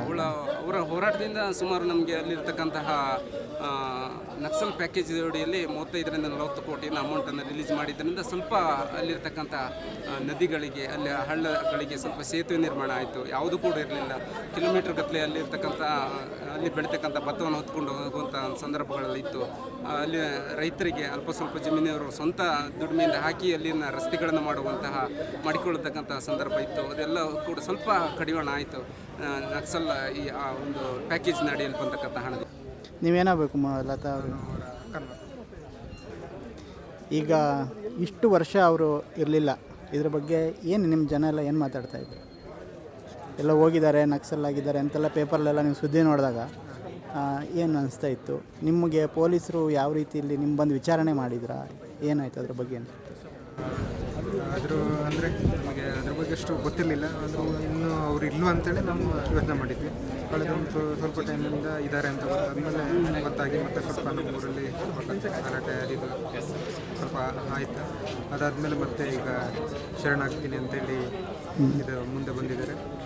ಹಾಗಾಗಿ ಅದು ಎಲ್ಲ ಊರಿನವರಿಗೂ ಕೂಡ ಊರಿನ ಎಲ್ಲ ಅಂದರೆ ಯುವಕರುಗಳು ತುಂಬ ಇದ್ದಾರೆ. ಅವ್ರಿಗೆ ಕೂಡ ಸ್ವಲ್ಪ ಮುಂದೆ ಪ್ರಾಬ್ಲಮ್ ಆಗುತ್ತೆ ಅನ್ನೋ ಭಯ ಎಲ್ಲ ಯುವಕರಲ್ಲಿ ಇತ್ತು, ಆತಂಕ. ಇವಾಗ ಸರೆಂಡರ್ ಆಗಿರೋದು ಒಂದು ಒಳ್ಳೆ ಸಂದೇಶ ಅಂತ. ಕೇಸು ಇದು ಎಷ್ಟಿದೆ ಅನ್ನೋದು ನಮಗೆ ಕರೆಕ್ಟಾಗಿ ಅದು ವಿಚಾರ ಗೊತ್ತಿಲ್ಲ. ನಾವು ಹೀಗೆ ನ್ಯೂಸನ್ನು ನೋಡಿದಾಗ ಇವತ್ತು ನಿನ್ನೆ ನೋಡಿದಾಗ 37 ಕೇಸ್ ಅಂತಿತ್ತು, ಇವತ್ತು 87 ಕೇಸ್ ಅಂತ ಹಾಕಿದ್ದಾರೆ. ಇವೆಲ್ಲ ಕೇಸುಗಳನ್ನು ಹಿಂಪಡೆಯೋದ್ರ ಮುಖ್ಯನ ಒಳ್ಳೆಯ ಕೆಲಸವನ್ನು ಮುಖ್ಯಮಂತ್ರಿ ಸಿದ್ದರಾಮಯ್ಯವರು ಮಾಡಬೇಕಂತ ನಾವು ಹೇಳ್ತೀವಿ. ಕೇಸನ್ನು ಹಿಂಪಡೆಯೋದ್ರೊಂದಿಗೆ ಮತ್ತೆ ಇಂಥ ಒಂದು ಸಶಸ್ತ್ರ ಹೋರಾಟಕ್ಕೆ ಮತ್ತೆ ಮುಂದೆ ಹೋಗುವಂತೆ ಇನ್ನುಳಿದ ಯಾವುದೇ ಯುವಕರನ್ನಾಗಲಿ ಆ ಥರದ ಒಂದು ಸೆಳೆತಕ್ಕೆ ಹೋಗದಂಗೆ ತಡೆಯುವಂಥ ಕೆಲಸನ ಮಾಡಬೇಕು. ನಮ್ಮ ಸಮಾಜ ಚೆನ್ನಾಗಿರಬೇಕು, ಜೊತೆಗೆ ನಮ್ಮ ಸಂಸ್ಕೃತಿ, ನಮ್ಮ ಬಾಂಧವ್ಯ, ನಮ್ಮ ಗಿರಿಜನರ ಅಲ್ಲಿನ ಒಡನಾಟ ಎಲ್ಲವೂ ಕೂಡ ಚೆನ್ನಾಗಿರ್ಬೇಕಂತ ಬಯಸ್ತೀನಿ. ಈಗ ನಿಮ್ಮ ಮನೆಯಲ್ಲಿ ನಿಮ್ಮ ಕುಟುಂಬದ ಪ್ರತಿಕ್ರಿಯೆ ಹೇಗಿದೆ? ನಿಮ್ಮ ಅಪ್ಪ ಅಮ್ಮ ಯಾರಿದ್ದಾರೆ ಮನೆಯಲ್ಲಿ? ನಮ್ಮ ಅಪ್ಪನ ಕಳ್ಕೊಂಡು 30 ವರ್ಷ ಆಯಿತು. ಅಮ್ಮನ ಕಳ್ಕೊಂಡು 5-6 ವರ್ಷಗಳಾಯಿತು. ಈಗ ಒಂದು ಇದರಲ್ಲಿ ಅಣ್ಣಂದಿರಿಬ್ಬರು ಹೊರಗಡೆ ಕೆಲಸ ಮಾಡ್ತಿದ್ದಾರೆ, ಅವ್ರು ಬಂದಿಲ್ಲ. ಈಗ ನಮ್ಮ ಇನ್ನೊಬ್ಬ ಅಣ್ಣ ಬಂದಿದ್ದಾರೆ. ನಾವೆಲ್ಲರೂ ಖುಷಿ ಪಡ್ತೀವಿ. ಯಾಕಂತಂದರೆ ಈ ಒಂದು ಕಾರ್ಯಾಚರಣೆಯಲ್ಲಿ ಅವರು ಒಂದು ವೇಳೆ ಎನ್ಕೌಂಟರ್ ಆಗಿದ್ದರೆ ಅದಕ್ಕೆ ನಾವು ಏನೂ ಮಾಡಲಿಕ್ಕೆ ಆಗ್ತಿರಲಿಲ್ಲ. ಎಷ್ಟೊಂದು ಬೇಡಿಕೆಗಳನ್ನು ಸರ್ಕಾರ ನಿಭಾಯಿಸಲಿಕ್ಕೆ ಪ್ರಯತ್ನ ಕೂಡ ಮಾಡ್ತಿರಲಿಲ್ಲ. ಅದು ಬೇರೆ ಒಂಥರ ಆಗ್ತಿತ್ತು. ಆದರೆ ನೇರವಾಗಿ ಮುಖ್ಯವೇನಿಗೆ 6 ಜನರನ್ನು ಕರೆತರೋದ್ರ ಮುಖಾಂತರ 5 ಜನರನ್ನು ಕರೆತರೋದ್ರ ಮುಖಾಂತರ ಅವಳು ಕೂಡ ಶರಣ ಆಗ್ತಿದ್ದಾಳೆ. ಅಂದರೆ ಈ ಬೇಡಿಕೆಯನ್ನು ಈಡೇರಿಸಲೇಬೇಕಾಗುತ್ತೆ. ಯಾಕಂದರೆ ಅಲ್ಲಿನ ಮೂಲ ನಿವಾಸಿಗಳಿಂದ ಸಮಸ್ಯೆಗಳನ್ನು ಬಗೆಹರಿಸಲೇಬೇಕಾಗುತ್ತೆ ಅಂತ ನಾನು ಸರ್ಕಾರದಲ್ಲಿ ಕೂಡ ಕೇಳ್ಕೊಳ್ತೀನಿ. ನನ್ನ ಹೆಸರು ಶಿವು ಅಂತ, ಬೆಂಗಳೂರಲ್ಲಿ ವಾಸ ಇರೋದು. 2016ರಲ್ಲಿ ನಾನು ಮತ್ತು ಕನ್ಯಾಕುಮಾರಿ ಮದುವೆ ಆಗಿದ್ದು. 2017 ಸರೆಂಡರ್ ಆದ್ವಿ. ಸರೆಂಡರ್ ಅಂದರೆ ಆವಾಗ ಗೌರಿ ಲಂಕೇಶ್ ಅವರು, AK ಸುಬ್ಬಯ್ಯ ಮತ್ತು ದೊರೆಸ್ವಾಮಿ ಅವರು ಸಮ್ಮುಖದಲ್ಲಿ ಸರೆಂಡರ್ ಆಗಿದ್ದು. ಇದೇ ಚಿಕ್ಕಮಗಳೂರು DC ಆಫೀಸಲ್ಲೇ ಸರೆಂಡರ್ ಆಗಿದ್ದು. ಆದಷ್ಟು ಬೇಗ ಕೇಸ್ ಮುಗಿಸಿ ಮುಗಿಸ್ಕೊಡ್ತೀವಿ ಅಂತ ಹೇಳಿದ್ರು. ಈಗ ಆಲ್ರೆಡಿ 8 ವರ್ಷ ಆಯಿತು. 8 ವರ್ಷ ಆದ ಇನ್ನೂ ಕೇಸ್ ಚಾರ್ಜೇ ಆಗಿಲ್ಲ. ನಾ ಚಾರ್ಜ್ ಯಾವಾಗ ಆಗುತ್ತೆ ಅಂತ ಗೊತ್ತಿಲ್ಲ. ಈಗ ಮತ್ತೆ ಹೇಳ್ತಿದ್ದಾರೆ ಬೇಗ ಮಾಡಿಕೊಡ್ತೀವಿ ಅಂತ. ಮತ್ತು ಪ್ಯಾಕೇಜ್ ವಿಷಯಕ್ಕೆ ಸಂಬಂಧಪಟ್ಟಂಗೆ ಪ್ಯಾಕೇಜ್ಗಳು ಕೊಡ್ತೀವಿ ಅಂತ ಹೇಳಿದ್ರು, ಭೂಮಿ ಕೊಡ್ತೀವಿ ಅಂತ ಹೇಳಿದ್ರು, ಮತ್ತು ಮನೆ ಕೊಡ್ತೀವಿ ಅಂತ ಹೇಳಿದ್ರು. ಯಾವುದೂ ಆಗಿಲ್ಲ. ಅವ್ರು ಕೊಟ್ಟಿದ್ದ ಭರವಸೆಗಳೆಲ್ಲ ಭರವಸೆಗೆ ಆಗಿ ಉಳ್ಕೊಂಡಿದೆ. ಯಾವ ಕೆಲಸಗಳು ಆಗ್ತಿಲ್ಲ. ಈಗ ಮತ್ತೆ ಹೊಸ ನಕ್ಸಲಿಸ್ ಅಂದರೆ ಈಗ ಮುಖ್ಯವಾಗಿ ಬರ್ತಿರೋಂಥವ್ರು ಅವ್ರಿಗೂ ಭರವಸೆಗಳು ಕೊಟ್ಟಿರ್ತಾರೆ. ನನಗೆ ಅಷ್ಟು ಕ್ಲಿಯರಾಗಿ ಗೊತ್ತಿಲ್ಲ. ಬಟ್ ಅವ್ರಿಗೆ ಏನು ಮಾಡ್ತಾರೆ ಅಂತಲೂ ಗೊತ್ತಿರ್ತಿಲ್ಲ. ಕೊಟ್ಟಿರೋ ಭರವಸೆ ಉಳಿಸ್ಕೊಂಡ್ರೆ ತುಂಬ ಒಳ್ಳೇದು ಅನಿಸುತ್ತೆ ಸರ್ಕಾರ. ಈಗ ಕನ್ಯಾಕುಮಾರಿ ಇನ್ನೂ ಜೈಲಲ್ಲೇ ಇದ್ದಾರೆ. 8 ವರ್ಷದಿಂದ ಜೈಲಲ್ಲೇ ಇದ್ದಾರೆ. ಮಗು ಕೂಡ ಅಲ್ಲೇ ಇತ್ತು. ಈಗ ಒಂದು 2 ವರ್ಷ ಮುಂಚೆ ಕರ್ಕೊಂಬಂದೆ ಸ್ಕೂಲಿಗೆ ಸೇರಿಸ್ಬೇಕನ್ನೋದಕ್ಕೋಸ್ಕರ. ಈ ಕೇಸ್ಗಳು ಇನ್ನು ಕೇರಳದಲ್ಲಿ ಇನ್ನೂ 26 ಕೇಸ್ ಹಂಗೆ ಇದೆ. ಕರ್ನಾಟಕದಲ್ಲಿ ಇನ್ನೂ 14 ಕೇಸ್ ಹಂಗೆ ಇದೆ. ಇದೆಲ್ಲ ಯಾವಾಗ ಆಗುತ್ತೆ ಅಂತ ಇನ್ನು ಅರ್ಥ ಆಗ್ತಿಲ್ಲ ನನಗೆ. ಈಗ ಮಗು ಶಿಕ್ಷಣ ಇದಕ್ಕೆಲ್ಲ ಏನು ಮಾಡ್ತಾ ಇದ್ದೀರಾ? ಅದು ನಾವೇ ನೋಡ್ಕೊತಿದ್ದೀವಿ. ನಾನೇ ಈಗ ಆಚೆ ಆಟೋ ಓಡಿಸ್ತೀನಿ. ಒಂದು ಬಾಡಿಗೆ ಆಟೋ ತೊಗೊಂಡಿದ್ದೀನಿ. ಅದನ್ನೇ ಇಟ್ಕೊಂಡು ನಡೆಸ್ತಾ ಇದ್ದೀನಿ. ಸ್ಕೂಲು, ಕೋರ್ಟ್ದೇ ನನಗೆ ದೊಡ್ಡ ಸಮಸ್ಯೆ ಆಗ್ತಿರೋದು. ಒಂದೊಂದು ಸತಿ ಒಂದೊಂದು ಕೋರ್ಟ್ಗೆ ಹೋಗ್ಬೇಕಂದ್ರು ಎಷ್ಟು ಖರ್ಚಾಗುತ್ತೆ ಅಂದರೆ, ಈಗ ಚಿಕ್ಕಮಂಗ್ಳೂರು ಅಂದರೆ ಒಂದು ಕೋರ್ಟ್ ಇಲ್ಲ ನಮಗೆ. ಕೇರಳದಲ್ಲಿ ಒಂದು 16 ಕೋರ್ಟ್ಗೆ ಹೋಗಬೇಕು. ಕರ್ನಾಟಕದಲ್ಲಿ ಹೋಗಬೇಕು. ಕುಂದಾಪುರ, ಕಾರ್ಕಳ, ಬೆಂಗಳೂರು ಕೋರ್ಟು. ಇಷ್ಟು ದಿನ ಚಿಕ್ಕಮಂಗ್ಳೂರು ಮುಗೀತು. ಇಷ್ಟು ಬರೀ ಕೋರ್ಟ್ ಓಡೋಕ್ಕೆ ಟೈಮ್ ಆಗ್ತಿದೆ ಬಿಟ್ಟರೆ ಕೆಲಸ ಮಾಡೋಕ್ಕಾಗ್ತಿಲ್ಲ. ಮಗು ಸ್ಕೂಲ್ಗೆ ಓದಿಸೋಕ್ಕೆ ಬರೀ ಸಾಲ ಮಾಡಿದರೆ ಕೆಲಸ ಸಾಕಾಗ್ತಿದೆ ನಮಗೆ. ಇದು ಸಮಸ್ಯೆ ಆಗ್ತಿರೋದು. ಇದು ಸರ್ಕಾರಕ್ಕೆ ಏನು ಹೇಳೋಕ್ಕೆ ಇಷ್ಟಪಡ್ತೀರಾ? ಅವರು ಮುಖ್ಯವಾಗಿ ಬರುವಾಗ ಕೊಡುವಂಥ ಭರವಸೆಗಳನ್ನ ಆಮೇಲೆ ಕಳ್ಕೊಳ್ತಾರೆ. ಅದು ಉಳಿಸ್ಕೊಂಡ್ರೆ ಚೆನ್ನಾಗಿರುತ್ತೆ. ಅದು ಉಳಿಸ್ಕೊಂಡು ನಮಗೆ ಕೊಟ್ಟಂಥ ಭರವಸೆಗಳನ್ನ ಈಡೇರಿಸ್ಬೇಕು. ಅವರು ಬರೀ ಭರವಸೆ ಮಾತ್ರ ಮಾಡಿದ್ರೆ ಸಾಲದು ಅಂತ. ಸರ್, ಅವರಿಗೆ ಮುಖ್ಯವಾಹಿನಿಗೆ ಬರ್ತಾ ಇರೋದಕ್ಕೆ ಸ್ವಾಗತ. ಬಟ್ ಏನಂದರೆ, ಈಗ ಸರ್ಕಾರ ಏನು ಹೇಳಿ ಮುಖ್ಯವಾಹಿನಿ ಕರ್ಕೊಂಬರ್ತಾ ಇದೀವೋ ಅದನ್ನು ಪೂರೈಸಬೇಕು. ಏನಕ್ಕೆ ಜನ ಸಂಘಟನೆ ಮಾಡ್ತಾಯಿದ್ದಾರೆ, ಏನಕ್ಕೆ ಕಾಡಿಗೆ ಹೋಗಿದ್ದಾರೆ, ಆ ಪ್ರಾಬ್ಲಮ್ಸ್ಗಳು ಯಾವುದೂ ಇದಾಗ್ತಾ ಇಲ್ಲ. ಈಗ ಮಲೆನಾಡಲ್ಲಿ ಮೇನ್ ಆಗಿ ಏನಂದರೆ ರಾಷ್ಟ್ರೀಯ ಉದ್ಯಾನವನ, ರಕ್ಷಿತ ಅರಣ್ಯ ಆ ಥರ ಎಲ್ಲ ಮಾಡಿ ಜನರನ್ನೆಲ್ಲ ಒಕ್ಕಲಿಳಿಸೋಂಥ ಪ್ಲಾನ್ ಎಲ್ಲ ನಡೀತಾ ಇದೆ. ಇದನ್ನೆಲ್ಲ ಸರ್ಕಾರ ಇದನ್ನೆಲ್ಲ ಮಾಡದೇ ಇದ್ದರೆ ಅವ್ರಿಗೆ ಕೊಡೋಂಥ ಗೌರವ. ಸರ್, ನಾವು ಅಂದ್ಕೊಂಡಿರೋದೇನೆಂದರೆ, ಗೌರ್ಮೆಂಟ್ ನಮ್ಗೆ ಹೇಳಿರೋದೇನೆಂದರೆ ಒಂದು 6 ತಿಂಗಳಲ್ಲಿ ನಿಮ್ಮ ಕೇಸ್ಗಳೆಲ್ಲ ಮುಗಿಯುತ್ತೆ, ಏನು ಪ್ರಾಬ್ಲಮ್ ಇಲ್ಲ ಅಂತ ಹೇಳಿದ್ದು. ಅದಕ್ಕೆ ನಾವು 6 ತಿಂಗಳಲ್ಲಿ ಮುಗಿಯೋದಾದರೆ ನಮಗೆ ಏನು ಬೇಡ ಸದ್ಯಕ್ಕೆ ಅಂತ ಹೇಳಿದ್ವಿ. ಆಮೇಲೆ ಏನಾಯಿತು ಅಂದರೆ, ಇದು ನಮಗೆ 6-7 ವರ್ಷ ಕೋರ್ಟು ಕಾನೂನು ಇದನ್ನೆಲ್ಲ ತೊಗೊಂಡೋಯ್ತು. ಅವಾಗ ನಮಗೆ ನಮ್ಮ ಇದಕ್ಕೆ ಸರ್ಕಾರ ನಿಲ್ಲಲಿಲ್ಲ. ಅಂದರೆ ಮನೆ ಬಾಡಿಗೆಗಳು ಕಟ್ಟೋದು ಮತ್ತು ಬಸ್ ಓಡಾಟಕ್ಕೆ ಮತ್ತು ಕೋರ್ಟು ಕಾನೂನಿಗೆ ಈಗ ಸಾವಿರಾರು ರೂಪಾಯಿ ಲಕ್ಷಾಂತರ ರೂಪಾಯಿ ಸಾಲಗಳು ಮಾಡ್ಕೊಂಡಿದ್ದೀವಿ. ನಮ್ಗೆ ಅನ್ನಿಸ್ತಾ ಇರೋದೇನೆಂದರೆ ಈ ಥರ ಸರ್ಕಾರ ಮೇಲೆ ಯಾವುದೂ ಇದು ಹೇಳ್ದೇನೆ ನಾವು ಏಕಾಏಕಿ ಬಂದಿರೋದು ಮತ್ತು ಸರ್ಕಾರ ಇದಕ್ಕೆ ಕೋಪ್ರೇಟ್ ಮಾಡದೇ ಇರೋದು ಇದೆಲ್ಲ ಒಂದು ನೋವಿನ ವಿಚಾರ. 2016 ಬಂದ್ವಿ, ಆದರೆ ನಾವು ಅಂದ್ಕೊಂಡು ಬಂದಿರೋದೇನೆಂದರೆ ಹೊರಗಡೆ ಬಂದು ಏನೋ ಒಂದು ಈ ಸಮಾಜಕ್ಕೋಸ್ಕರ ಏನೋ ಮಾಡಬೇಕು ಅಂತ ಬಂದಿದ್ದು. ಬಟ್ ಇಲ್ಲಿ ಆಗಿರೋದೇನಂತಂದರೆ ಬರೀ ಕೋರ್ಟು ಕಾನೂನುಗಳು ಓಡಾಟ ಬರೀ ಇದಾಗಿ ಹೋಗಿರೋದು. ಹಾಗಾಗಿ ಏನೂ ಕೂಡ ನಾವು ಅಂದ್ಕೊಂಡಿದ್ದನ್ನು ಇಲ್ಲೇನೂ ಮಾಡೋಕ್ಕೆ ಆಗಲ್ಲ. ಬಟ್ ಸರ್ಕಾರಗಳು ಹೇಳ್ತವೆ ನೀವು ಇದನ್ನೆಲ್ಲ ಮಾಡ್ಬೋದು ಹಂಗೆ ಹಿಂಗೆ ಅಂತೇಳಿ. ಬಟ್ ನಿಜ ಜೀವನದಲ್ಲಿ ಅದು ತುಂಬ ಕಷ್ಟನೇ. ನೀವು ನಿಮ್ಮ ವೈಯಕ್ತಿಕ ಅನುಭವ ಹೇಳಿ. ನನ್ನ ವೈಯಕ್ತಿಕ ಜೀವನದಲ್ಲಿ ಏನಂದರೆ ನಾನು 8 ವರ್ಷದಲ್ಲಿ ಯಾವುದೂ ಮಾಡೋಕ್ಕಾಗಿಲ್ಲ. ಒಂದು ನಮ್ಮ ಮನೆಯವರು ಕೋರ್ಟಿಗೆ ಹೋಗ್ತಾರೆ, ಮಕ್ಕಳು ನೋಡ್ಕೋಬೇಕು, ಮತ್ತು ಬರ್ತಾರೆ, ಮತ್ತೆ ಕೋರ್ಟಿಗೆ ಹೋಗ್ತಾರೆ ಬರ್ತಾರೆ, ಇದೇ ಒಂದು ಜೀವನ ಆಗೋಗ್ಬಿಟ್ಟಿದೆ. ಬಟ್ ಅದ್ರ ಮಧ್ಯೆ ಸಿಕ್ಕಾಪಟ್ಟೆ ಸಾಲಗಳೆಲ್ಲ ಮಾಡ್ಕೊಂಡ್ಬಿಟ್ಟಿದ್ದೀವಿ ನಮ್ಮ ಜೊತೆಗಿರೋರೆಲ್ಲರೂ ಕೂಡ. ಈಗ ಏನು ಮಾಡ್ಕೊಂಡು ಬದುಕ್ತಾ ಇದ್ದೀರಾ? ಕಸಬು ಏನು ಮಾಡ್ತಾ ಇದ್ದೀರಾ? ಸರ್ ಇವಾಗ ನಾನು ಡ್ರೈವರ್ ಕೆಲಸ ಮಾಡ್ಕೊಂಡಿದ್ದೀನಿ. ಎಲ್ಲಿ? ಬೆಂಗಳೂರಲ್ಲಿ. ಈ ಸಂದರ್ಭದಲ್ಲಿ ನಿಮ್ಮದು ಮತ್ತು ಈಗ ಹೊರಗಡೆ ಬರ್ತಿರೋದು ಎರಡು ಸೇರಿಕೊಂಡು ನಿಮ್ಮ ಸರ್ಕಾರಕ್ಕೆ ನಿಮ್ಮ ಬೇಡಿಕೆ ಏನು? ಒತ್ತಾಯ ಏನಂದರೆ ಕನಿಷ್ಠ ಮೂಲಭೂತ ಸೌಕರ್ಯಗಳು ಸೌಲಭ್ಯಗಳು ಕೊಡಲೇಬೇಕು.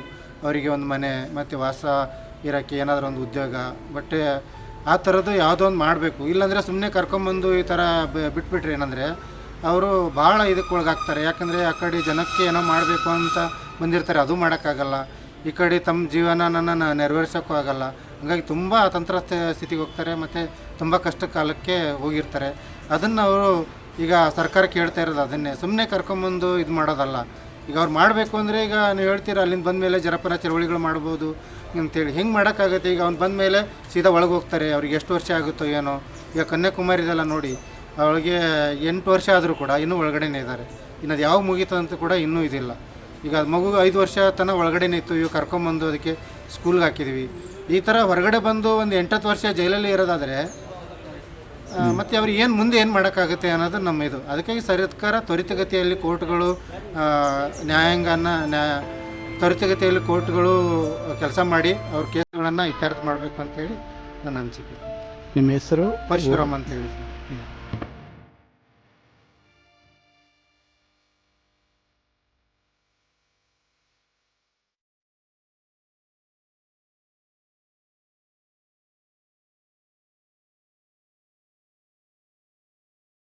ಆದರೆ ಎಷ್ಟನೇ ತನಕ ಇದಾಗಿತ್ತು? ಸುಮಾರು 2003-4 ತನಕ ನಾವು ಪ್ರಜಾಸತ್ತಾತ್ಮಕ ಹೋರಾಟ ಮಾಡ್ಕೊಂಡು ಬಂದು, ಆದರೆ ನಾವು ಮಾಡೋ ಹೋರಾಟಕ್ಕೆ ಪ್ರಜಾಸತ್ತಾತ್ಮಕ ಹೋರಾಟಕ್ಕೆ ಒಂದು ಸಿಕ್ಕ ಪ್ರತಿಫಲ ಅಂದ್ರೆ 25% ಸಿಕ್ಕಲೇ ಇಲ್ಲ ಅಂತ ಹೇಳಿಕೊಡಲ್ಲ. ಆದರೆ ಆ ಒಂದು ಪ್ರಜಾಸತ್ತಾತ್ಮಕ ಸಂಘಟನೆಯಿಂದ ಕೆಲವು ಅರಣ್ಯ ಇಲಾಖೆ ಅಧಿಕಾರಿಗಳಿಂದ ಕೆಲವು ಕಿರುಕುಳ ಶುರುವಾಯಿತು. ಆ ಸಂದರ್ಭದಲ್ಲಿ ಪ್ರಜಾಸತ್ತಾತ್ಮಕ ಹೋರಾಟಕ್ಕೆ ಬೆಲೆ ಇಲ್ಲ ಅಂತ ಹೇಳ್ಕೊಂಡು ಅದು ಇಬ್ಬಾಗ ಆಯಿತು. ಅದು ನಮ್ಮ ಗಮನಕ್ಕೂ ಕೂಡ ಬಂದಿರಲಿಲ್ಲ. ಒಂದು ಪಂಗಡ ಹೀಗೆ ಗಾಡಿ ಹೋಯಿತು, ಗನ್ ಹಿಡಿದು ನಮ್ಮ ಗಮನಕ್ಕೂ ಬಂದಿರಲಿಲ್ಲ, ಅದು ಹೋಗಿದ್ರು. ಆದರೆ ಯಾವಾಗ ಮಲೆನಾಡಲ್ಲಿ ಒಂದು ನಕ್ಸಲ್ ಚಳವಳಿ ಶುರುವಾಯಿತು, ಆಗ ಸರ್ಕಾರ ಬಹಳ ಎಚ್ಚೆತ್ತುಕೊಳ್ತು. ಆಗ ಸಾಧಾರಣವಾಗಿ 25 ಭಾಗ ಒಂದು ನಾವು ಪ್ರಯತ್ನ ಸಾಗಿಸಿದವರಿಗೆ ಸುಮಾರು 70-80 ಭಾಗ ಒಂದು ನಮಗೆ ಪರಿಣಾಮ ಸಿಕ್ತು. ಇಲ್ಲೇ ಹೋಗಿದ್ರೆ ಇವತ್ತು ಬಹುಶಃ ಅವರು ಇದರಿಂದ ರಾಷ್ಟ್ರೀಯ ಉದ್ಯಾನ ಪ್ರದೇಶದಿಂದ ಎಲ್ಲರೂ ಹೊರಹಾಕಬೇಕು ಅನ್ನೋ ಒಂದು ತೀರ್ಮಾನ ಇತ್ತಲ್ಲ, ಅದನ್ನು ಅವರು ಕೈ ಬಿಡ್ತಿರಲಿಲ್ಲ. ಆದರೆ ನಕ್ಸಲ್ ಚಳವಳಿ ಅದು ಅವರನ್ನು ಸರ್ಕಾರ ಸ್ವಲ್ಪ ತಣ್ಣಗೆ ಮಾಡ್ತು. ಹಾಗೆ ನಮ್ಮ ಬೇಡಿಕೆಯನ್ನು ಇಟ್ಟು ರಾಷ್ಟ್ರೀಯ ಉದ್ಯಾನ ಸಮಸ್ಯೆನ ಅಂತಿಮಗೋಷ್ಠಿಯಲ್ಲಿ ಸಂಪೂರ್ಣ ಮುಗಿಸಿದೆ. ಆದರೆ ನಂತರದಲ್ಲಿ ಪಾಪ ನಮಗಾಗಿ ನಾವೀಗ ಇವತ್ತು ನಾವೇನೋ ಆರಾಮಾಗಿದ್ದೇವೆ. ಆದರೆ 17 ಜನ ಏನು ಈ ನಕ್ಸಲ್ ಹೋರಾಟಕ್ಕೆ ಮಾಡಿದ್ರು, 17 ತಮ್ಮ ಪ್ರಾಣ ಕಳ್ಕೊಂಡ್ರು. ಪಾಪ ಅವ್ರು ಯಾರ ಪ್ರಾಣ ತೆಗೆದಿರಲಿಲ್ಲ. ನಿಜವಾಗ್ಲೂ ಕೂಡ ಅದೊಂದು ರೀತಿ ದುರಂತ. ಯಾಕಂದ್ರೆ ನಮಗೆ ಇವತ್ತಿಗೂ ಬಹಳ ಬೇಸರ ಇದೆ. ಯಾಕಂತೇಳಿ ಇಲ್ಲಿ ಇವತ್ತು ಬಹುಶಃ ಎಲ್ಲರೂ ನೆನೆಸ್ಕೊಳ್ಳೋದು ಕಮ್ಮಿ. ಏನಂತೇಳಿ ನಮಗೆ ಜೀವಿತ ಕೊಟ್ಟರೆ ನೆನೆಸ್ಕೊಳ್ಳೋದು ಕಮ್ಮಿ ಇದೆ. ಆದರೆ ನಾವು ಯಾವತ್ತೂ ಅದನ್ನು ಬರಲಿಕ್ಕೆ ಸಾಧ್ಯನೇ ಇಲ್ಲ. ಇವತ್ತು ಕೂಡ ಅದನ್ನು ಯೋಚನೆ ಮಾಡಿದರೆ ನಮಗೆ ಕಣ್ಣಲ್ಲಿ ನೀರುವಂಥ ಸ್ಥಿತಿ ಇದೆ. ಆ ಒಂದು ಕಾರಣಕ್ಕೆ ಇವತ್ತು ಪಾಪ ಮತ್ತೆ ಮುಖ್ಯವಾಹಿನಿಗೆ ಒಂದು 6 ಜನ ಉಳ್ಕೊಂಡಿದ್ರು, ಈಗ ಬರ್ತಿದ್ದಾರೆ ಅಂತ ಒಂದು ಸಂತೋಷ ವಿಚಾರ.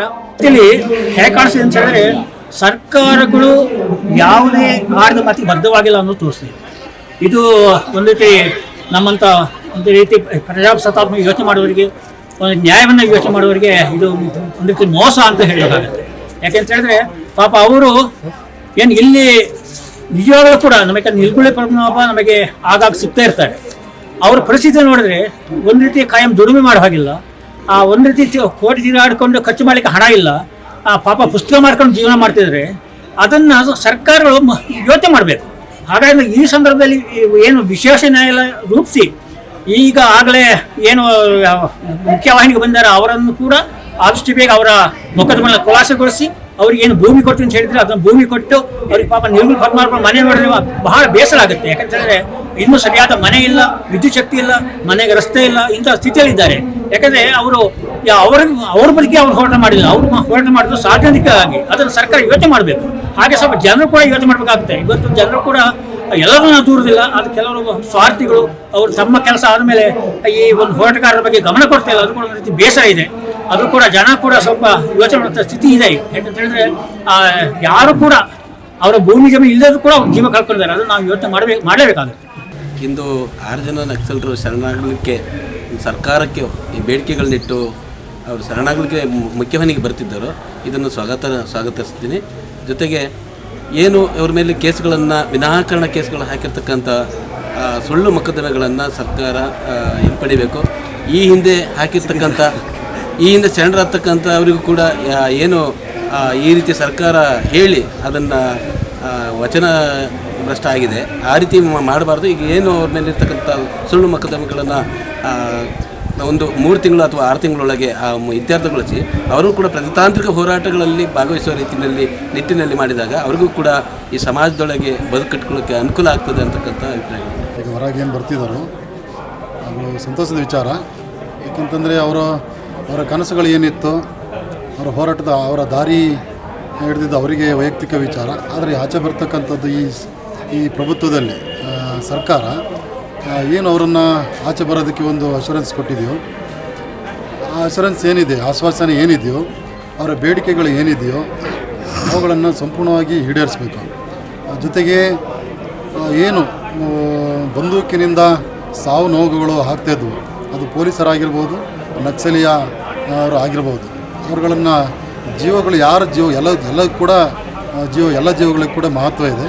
ಹಾಗಾಗಿ ಆ ಜೀವಗಳು ಯಾವತ್ತೂ ಕೂಡ ಹಾನಿ ಆಗಬಾರ್ದು. ಬಂದಿರತಕ್ಕಂಥದ್ದು ಮತ್ತು ಅವರು ಹೊರಗೆ ಬಂದು ಒಂದು ಮುಖ್ಯವಾಹಿನಿಗೆ ಬಂದು ನಾವು ಜನಪರವಾಗಿ ಹೋರಾಟವನ್ನು ಮಾಡ್ತೀವಿ ಅಂತಕ್ಕಂಥ ಒಂದು ಆಶೆಯನ್ನು ಇಟ್ಕೊಂಡು ಬಂದಿರತಕ್ಕಂಥದ್ದು ಏನಿದೆ, ಅವ್ರ ಮೇಲೆ ಸಾಕಷ್ಟು ಕೇಸುಗಳನ್ನು ಕೂಡ ಈಗಾಗಲೇ ಸರ್ಕಾರ ಮತ್ತು ಪೊಲೀಸ್ ಇಲಾಖೆ ಹಾಕಿದೆ ಅಂತಕ್ಕಂಥದ್ದು ನಮ್ಮೆಲ್ಲರ ಗಮನಕ್ಕೆ ಗೊತ್ತಿರ್ತಕ್ಕಂಥದ್ದು. ಆದರೆ ಆ ಕೇಸುಗಳನ್ನೆಲ್ಲವನ್ನು ಕೂಡ ತೆಗಿಬೇಕು ಸರ್ಕಾರ. ಏಕೆಂತಂದರೆ ಮತ್ತೆ ಹೋರಾಟಗಳು ಕೂಡ ಯಾಕೆ ಆಗ್ತವೆ ಅಂತಂದರೆ ಇವತ್ತು ಬಡತನ, ಭೂಮಿ ಸಮಸ್ಯೆ ಇದೆ, ಎಲ್ಲ ರೀತಿಯ ಆರ್ಥಿಕ, ಸಾಮಾಜಿಕವಾಗಿ ಎಲ್ಲ ಥರದ ಸಮಸ್ಯೆಗಳಿರೋದ್ರಿಂದ ಹಲವಾರು ರೀತಿಯ ಬೇರೆ ಬೇರೆ ಹ್ಯಾಂಗಲ್ನಲ್ಲಿ ಹೋರಾಟಗಳು ನಡೀತಿದ್ದಾವೆ. ಹಾಗಾಗಿ ಹೋರಾಟ ಮಾಡ್ತಕ್ಕಂಥದ್ದು ತಪ್ಪು ಅಂತ ಹೇಳುವಂಥ ಯಾರಿಗೂ ನೈತಿಕತೆ ಇಲ್ಲ ಅಂತ ನನ್ನಾದರೂ ಹೇಳ್ತಿದ್ದೀನಿ. ಹಾಗಾಗಿ ಈಗೇನು ನಕ್ಸಲಿಯ ಹೋರಾಟ ಈಗ ಮಾಡಿ ಆಚೆ ಬರ್ತಿದ್ದಾರೋ ಅವ್ರ ಮೇಲೆ ಸುಮಾರು 70-80 ಕೇಸ್ಗಳಿದ್ದಾವೆ ಅಂತಕ್ಕಂಥದ್ದು ಕೇಳಿ ಬಂದಿದೆ ಮಾಧ್ಯಮದ ಮುಖಾಂತರ ಎಲ್ಲ ಕಡೆ. ಹಾಗಾಗಿ ಇವರಿಗೋಸ್ಕರನೇ ಒಂದು ವಿಶೇಷವಾದಂತಹ ನ್ಯಾಯಾಲಯವನ್ನು ತೆರೆದು ಅವರ ಕೇಸ್ಗಳನ್ನು ಆದಷ್ಟು ಬೇಗ ಮುಗಿಸುವಂತಹ ಮತ್ತು ಎಲ್ಲ ಕೇಸ್ಗಳನ್ನು ಕೂಡ ಖುಲಾಸೆ ಮಾಡುವಂತಹ ಕೆಲಸವನ್ನು ಸರ್ಕಾರ ಮಾಡಬೇಕಂತಕ್ಕಂಥದ್ದನ್ನು ನಾನು ಒತ್ತಾಯವನ್ನು ಮಾಡ್ತೀನಿ. ನಾನು ಅಂಗಡಿ ಚಂದ್ರು ಅಂತ ಜನಪರ ಹೋರಾಟದಲ್ಲಿದ್ದೀನಿ. ಈಗ ನಾನು ಸೋಷಿಯಲ್ ಡೆಮೊಕ್ರೆಟಿಕ್ ಪಾರ್ಟಿ ಆಫ್ ಇಂಡಿಯಾದ ರಾಜ್ಯ ಕಾರ್ಯದರ್ಶಿಯಾಗಿ ಕೆಲಸ ಮಾಡ್ತಿದ್ದೀನಿ. ಹಾಗಾಗಿ ನಾನು ಕೂಡ ಜನಪರವಾಗಿ ಹೋರಾಟ ಮಾಡಿದ್ರಿಂದ ಹೋರಾಟದ ಭಾಗವಾಗಿ ನಾವು ಈ ಒಂದು ಒತ್ತಾಯವನ್ನು ಮಾಡ್ತೀವಿ. ಹಿಂದೆ ಸಿದ್ದರಾಮಯ್ಯ ಸರ್ಕಾರ ಇದ್ದಾಗಲೇ ಪುನರ್ವಸತಿ ಸಮಿತಿ ಈ ಥರದ ಇದು ಇರೋದ್ರಿಂದ ಮತ್ತು ಒಬ್ಬ ರಾಜ್ಯದ ಮುಖ್ಯಮಂತ್ರಿಯಾಗಿ ಜನಪರ ನಿಲುವುಳ್ಳ ಮತ್ತು ಒಂದು ಸಮಾಜವಾದಿ ಹಿನ್ನೆಲೆಯ ಮುಖ್ಯಮಂತ್ರಿಗಳಾಗಿದ್ದರಿಂದ ಸಿದ್ದರಾಮಯ್ಯವರು ಭಾಳಷ್ಟು ನಿರೀಕ್ಷೆಗಳಿದೆ ಅವ್ರ ಮೇಲೆ. ಮತ್ತು ಆ ಸಿದ್ದರಾಮಯ್ಯವರು CM ಮುಖ್ಯಮಂತ್ರಿ ಆಗಿರುವ ಕಾರಣಕ್ಕಾಗಿ ಇಷ್ಟೆಲ್ಲ ಪ್ರಕ್ರಿಯೆಗಳಾಗಿತ್ತು. ಆ ಸ್ಥಾನದಲ್ಲಿ ಬೇರೆ ಇನ್ಯಾರೇ ಮುಖ್ಯಮಂತ್ರಿಗಳಿದ್ದರೂ ಕೂಡ ಸರ್ಕಾರ ಇಷ್ಟೊಂದು ಇದನ್ನು ಬೆಂಬಲಿಸಲಿಕ್ಕೆ ಮತ್ತು ಸಮಿತಿಗೆ ಇಷ್ಟೊಂದು ಸಂಪೂರ್ಣವಾಗಿ ನಮ್ಮನ್ನು ಫ್ರೀಯಾಗಿ ಬಿಟ್ಟು ಅಲ್ಲಿ ನಾವು ಹೋಗೋದು ಗೊತ್ತಾದಮೇಲೆ ANFನಲ್ಲಿ ಕಾರ್ಯಾಚರಣೆಯನ್ನು ವಿಡ್ರಾ ಮಾಡಿ ನಾವು ಅವಕಾಶವನ್ನು ಮಾಡಿಕೊಡ್ಲಿಕ್ಕೆ ಅದು ಬಿಕಾಸ್ ಆಫ್ ಸಿದ್ದರಾಮಯ್ಯ. ಮತ್ತು ಹಾಗಾಗಿ ಈ ಥರದ ಸಮಾಜವಾದಿ ಹಿನ್ನೆಲೆಯ ಮತ್ತು ಮಾನವೀಯ ಮೌಲ್ಯಗಳಿರ್ತಕ್ಕಂಥ ಒಬ್ಬ ಮುಖ್ಯಮಂತ್ರಿ ಸಿದ್ದರಾಮಯ್ಯನಿರೋದ್ರಿಂದ ನಾವು ಅವೆಲ್ಲ ಬೇಡಿಕೆಗಳು ಈಡೇರುತ್ತೆ ಅಂತ ಆಶ್ವಾಸನೆ ಕೊಟ್ಟಂಥವು ಎಲ್ಲವೂ ಕೂಡ ಈಡೇರುತ್ತೆ ಅಂತಕ್ಕಂಥ ವಿಶ್ವಾಸ ಇದೆ. ಒಂದೊಮ್ಮೆ ಸರ್ಕಾರ ಏನಾದರೂ ಬೇಜವಾಬ್ದಾರಿಯನ್ನು ಮಾಡಿ ನಡೆಸ್ತಾ ಇದ್ದರೆ ನಾವು ಪ್ರಜಾಸತ್ತಾತ್ಮಕವಾಗಿ ನಾವು ಹೋರಾಟದ ಮೂಲಕ ಕೇಳ್ತಕ್ಕಂಥ ಮತ್ತು ನ್ಯಾಯಾಲಯದ ಪ್ರಕರಣಗಳಲ್ಲಿ ಸಮಿತಿ, ಶಾಂತಿಗಾಗಿ ನಾಗರಿಕ ವೇದಿಕೆ ಸಂಪೂರ್ಣವಾಗಿ ಕೆಲಸವನ್ನು ಮಾಡುತ್ತೆ. ಒಂದೊಮ್ಮೆ ಸರ್ಕಾರ ಬದಲಾದರೆ ಅಥವಾ ಸರ್ಕಾರದಿಂದ ಸಮಿತಿ ಕ್ಲೋಸ್ ಆದರೂ ಕೂಡ ನಾವುಗಳೇನಿದ್ದೇವೆ ನಾವು ನ್ಯಾಯಾಂಗ ಪ್ರಕ್ರಿಯೆಯನ್ನು ಮತ್ತು ಇತರೆ ಅವರಿಗೆ ಸಂಬಂಧಪಟ್ಟಂತೆ ಏನು ಅವರ ಪ್ರಕರಣಗಳನ್ನು ಇತ್ಯರ್ಥಪಡಿಸೋದು, ಅವರ ಆಶಯಗಳ ಆಧಾರವಾಗಿ ಏನು ಪ್ರಜಾಸತ್ತಾತ್ಮಕವಾದಂಥ ಹೋರಾಟಗಳಿದೆ ಅದನ್ನು ಮುಂದುವರಿಸ್ತೀವಿ. ಅದು ಯಾವುದೇ ಚಳುವಳಿಗಳಾಗಿರ್ಬೋದು, ಆ ಚಳುವಳಿಯ ಮಾರ್ಗ ಸರಿಯಿಲ್ಲ, ಅದು ಬಂದೂಕಿನ ಮಾರ್ಗ ಸರಿಯಿಲ್ಲ, ಅವರನ್ನು ಪ್ರಜಾಸತ್ತಾತ್ಮಕ ಅಡಿಗೆ ತರಬೇಕು ಅಂತಕ್ಕಂಥ ಈ ನೂರಾರು ಜನರು ಒಟ್ಟಾಗಿ ಮಾಡಿರ್ತಕ್ಕಂಥ ಈ ಪಾತ್ರ ನಿನ್ನೆ ಅದು ಯಶಸ್ವಿ ಆಯಿತು. ಇನ್ನು ಮುಂದೆ ಏನು ಕಾನೂನು ಪ್ರಕ್ರಿಯೆಗಳಿದೆ ಅದೆಲ್ಲವನ್ನು ಕೂಡ ಸಮಿತಿ ಮತ್ತು ಶಾಂತಿಗಾಗಿ ನಾಗರಿಕ ವೇದಿಕೆ ಒಟ್ಟಾಗಿ ಅವೆಲ್ಲವನ್ನು ಫಾಲೋ ಅಪ್ ಮಾಡುತ್ತೆ ಅಂತ ನೆಲ ಜಲಕ್ಕಾಗಿ ಶಪಥ ಮಾಡಿದಿರಾ, ಕಾಮ್ರೇಡ್ ಸಂಘ ಕಟ್ಟಿದಿರಾ, ಜನರ ಸೈನ್ಯ ಕಟ್ಟಿದಿರಾ, ಕನ್ನಡ ನಾಡಿನ ನೆಲ ಜಲಕ್ಕಾಗಿ ಶಪಥ ಮಾಡಿದಿರಾ, ಕಾಮ್ರೇಡ್ ಸಂಘ ಕಟ್ಟಿದಿರಾ.